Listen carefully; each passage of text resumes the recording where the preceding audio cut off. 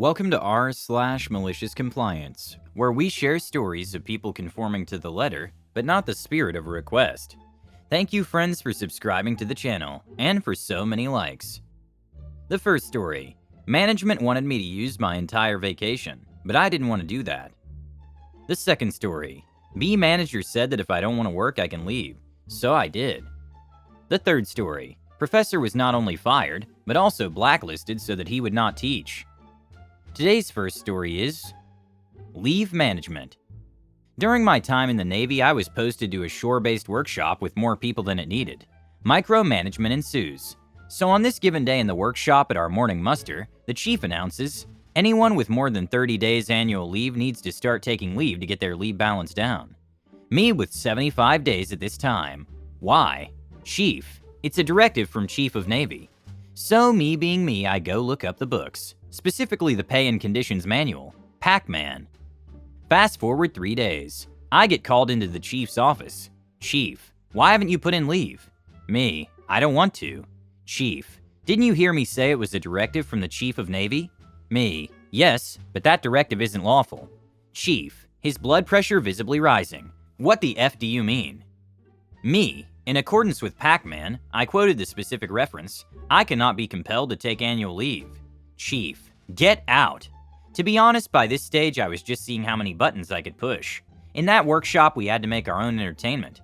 2 hours later, I was called up to my divisional officer, DO. The conversation was more or less a carbon copy of the conversation I had with my chief. Perhaps a bit less four-letter Anglo-Saxon verbiage. For the next week, I didn't hear a peep. I know this isn't over. I've planned the next few things I can and will do, depending on how my chain of command proceeds. The next week, one of my petty officers, being from NZ originally, we naturally called him Kiwi, came back from leave. We had worked together a few times and had a good rapport as a result. So of course my chief sent him to try and thwart my evil plans. P.O. Phil agrees, Daddy, we need to chat. Me, hi Kiwi, they sending in the big guns to beat me down now, huh? P.O. So you know what this is about? Me, yup. P.O. You do realize they're talking about charging you. Me, what's the charge? P.O. Failure to comply with a lawful general order. Me, the order isn't lawful. The charge wouldn't stick. Even if it did, what would the punishment be? Stoppage of leave? P.O. You're just doing this to cause problems, aren't you? Me, no, I genuinely don't want to take leave. I can't really afford to go anywhere, so I'd just be spending a week sitting on my A bored to SH. I can do that here and not lose any of my accrued leave. P.O. Okay, you don't have to take all your leave at once. Just start taking some. It'll take the heat of the entire chain of command, and those above might be less inclined to launch you into space without the benefit of a spacesuit. Me, okay Kiwi, I'll think about it. I had actually thought about it. When posted ashore, we accrue approximately 0.8 days of annual leave per fortnight, which works out to be a bit over 1.6 days a month. So a few days later, I put in a leave request through the online system for the first Monday of the next month. My leave dates were the Saturday, Sunday, and Monday. So A, it looks like I'm taking 3 days, but I'm only taking 1. And B, so I couldn't get rostered for duty on the weekend. Leave approved. I enjoy my 3-day weekend. The next month, same thing. The sharper ones in the crowd see what is happening.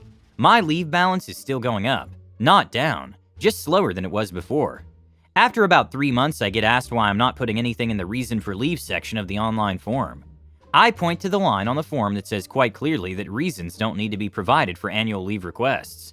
Please just put something in that space. So the next month, reason for leave, mental health day. 2 months of that, then, please don't put that in. So the next month, reason for leave. They're making me do this. I don't want to. That made them angry. The ear blistering I got for that one is definitely not PG, but the point was made on both sides. From then on, my day off a month was leave management. They were so happy when I got a C posting later that year. I still wonder if they ever realized that I wasn't actually getting my leave balance down. What did I do with my Mondays off work? Day drinking. I actually found a venue near the biggest markets in the state that has lingerie waitresses from 9 a.m. to noon on Mondays, plus a few other places that had similar service over lunch in the early afternoon. Good times. Edit. When I was in, they had a thing called leave lapsing. Basically, you had a couple of years to take the leave you accrued this year, or you'd lose it unless you qualified for exemption. Having leave canceled or refused qualified you. so you could check online and see how much leave you had to take before 30th of June to prevent losing any of it. Because I joined my next shift with 75 days leave and ended up doing a deployment to the Middle East by the time I got back home, I had 97 days leave. I worked for a company that was bought by another company. We had a change in management and things went south. The new company had a crappier non-workday policy than the old company, and during the acquisition they promised that we could keep our non-workday policy. When there were only a few of us left from the old company, and they started trying to get us to give up our days off, I was getting 5 weeks off a year versus the 3 weeks offered by the new company. I could carry over 6 weeks the next year versus 2 weeks at the new company. One year I had so much Trudy, which was going away at the end of the year, that I didn't take vacation, so I carried 6 weeks all the time. They approached me asking, "Do you not want to switch to the company's new time off system?" Me, "I don't see what's in it for me." They, "You're gonna be a team player." Me, "I still don't understand what's in it for me." If it had been about money, I could have done it, but there was never an offer. They thought I would just voluntarily give up my vacation for free. The second story is, obnoxious manager tells me I might as well go home with my attitude. I comply. This story happened to me a few years ago when I was working in a cafe as a cashier and waiter. Side note, my job was to work the bar and handle till, but I was expected to help out waiters when I had the time and they were swamped. Fun times. The place had 2 managers, one of which I'll call Awesome, because that's what she was, and the other one I'll call B. No points for guessing why. Awesome manager was a 40-something woman that took no SH from people, but was always willing to help if it was needed. B, on the other hand, was an entitled brat no older than 23, insisted that everyone refer to her by her full name, and generally spent her time at work berating people and chatting with 1 or 2 other friends. Either way, due to some sort of scheduling shenanigans, it turned out that for a weekend we would have only myself and 1 waiter working in there. Still, I have no clue how that happened, or why everyone be okay with it, but we ended up having half the necessary workforce for a weekend. Saturday comes and the place is utterly packed. I'm talking full seating packed here. Awesome manager helps me and waiter out. We're exhausted, but managed to pull through. I was hoping Sunday would be less stressful. Boy, how wrong I was. Sunday comes and it's B who is on shift. As it goes, around 1 to 2 p.m. the place starts getting filled in, and both me and waiter are running around like headless chickens trying to serve full cafe. B is sitting in her office, despite me walking up to her and asking to help us. Okay, whatever. The rush dies down a little, but I have several orders for tea and an empty boiler, seeing as how I don't have time to refill it. Water goes in, I go behind the bar and wait. B enters the stage. Seeing several empty teacups and me standing there, B asks me why I haven't made tea yet. I, as calmly as one could be after such a rush, tell her that I haven't had the time to refill boiler, and I will get it done as soon as it heats up. B, well, why hadn't you refilled it earlier? It's your job, do it properly. At this point, I was already stressed out enough for me to slam my fist down onto the bar and point at all the tables seated. Me, I didn't have enough time, and I told you we needed help half an hour ago. I'm doing my job as well as I can while being understaffed. This has definitely struck a nerve, as she looks me in the eye and goes, if you can't control your emotions, maybe you should go home right now. Me, sure, I'll be on my way, and I headed to the dressing room. She naturally decided to follow. B, I'll make sure to fine you an amount of Russian money nobody here would get for leaving the shift early.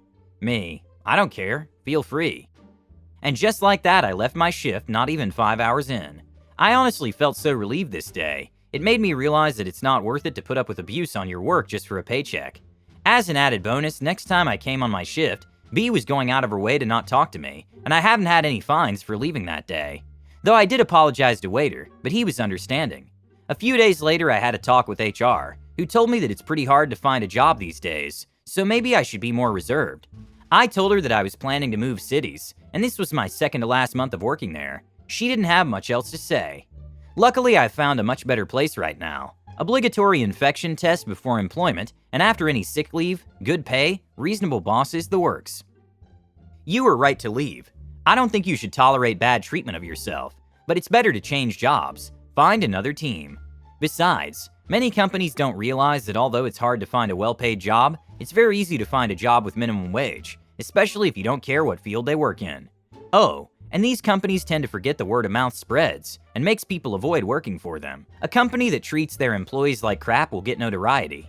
At that point, all they will get is lowly people who will be gone in a heartbeat. You should have told HR that B sat on her lazy A, while the two of you worked your A's off doing your job.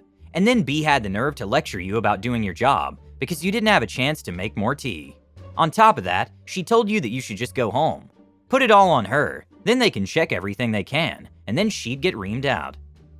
The last story is, tell me to drop the class if I don't like your rules? Okay, then you'll lose 5 students and your job. So when I was a freshman in college, I registered for a Basic A English 102 course that doubled as a humanities credit. I thought, great, 2 birds, 1 stone, despite the rate my professor for this class being abysmal at best. A few things to note. I have ADHD and dyslexia, BS, DS, PS, and GS. So I have a hard time reading most times, but especially handwritten stuff, even my own. It's also important to note that I had an ADA allowance on file, meaning I get some permissions to allow me to take classes and function as normally as possible. These permissions included use of my tablet during class, to write notes, and about an hour longer on tests.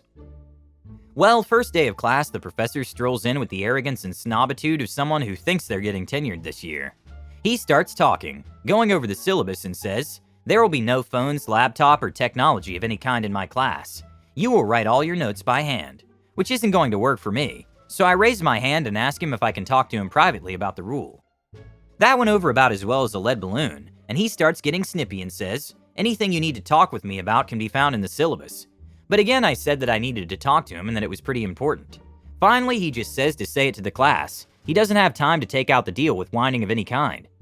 Like, okay dude, so I say that I'm dyslexic and need my tablet to do the notes and read the assignments, and that my ADA permissions are on file, and emailed to all my professors before class. He says, yeah, I saw the email, but I don't care. You can do the work just like everyone else. You're not special even if you were in special ed. The class goes deadly quiet at that. I'm absolutely shocked at his bold and completely hilarious lack of awareness and care for his job. I'm staring at him open-mouthed and he thinks he won. He's got this smug little face like I've just been told, and there are no other options, nor is there any way he'll regret his behavior. One of the girls in class finally finds her voice and calls him out on his ableism and lack of decorum, but he cuts her off saying, if you don't like my rules, you can drop the class. So she says okay, and pulled out her laptop and dropped the class right in front of him, and taking the cue from her, 3 other students and I do the same, and we leave class together at the same time. I've never met this girl before, but then she asks me if I want to go to the dean, because honestly I'm really shaken. So I said yes, and we go straight there, telling the dean of students what happened as well as the ADA counselor. They took the girl's statement and mine, and discovered that this professor had pulled this SH for years, but nobody wanted to get involved. 6 months later, I hear that not only had the professor not gotten tenured, but he was fired and blacklisted from teaching at the collegiate level. Many students forget that they're paying for their education. They are customers. Professors are employees. No student should have to put up with such SH teachers. Their classes need to be dropped. They need to be told. Universities need to remember where their money comes from. We have technology at our fingertips, so why can't we just use it? I don't understand professors who ban laptops or tablets. They're generally useful tools, especially when a professor is saying a million words a minute. Subscribe, hit the like button, and have a good day.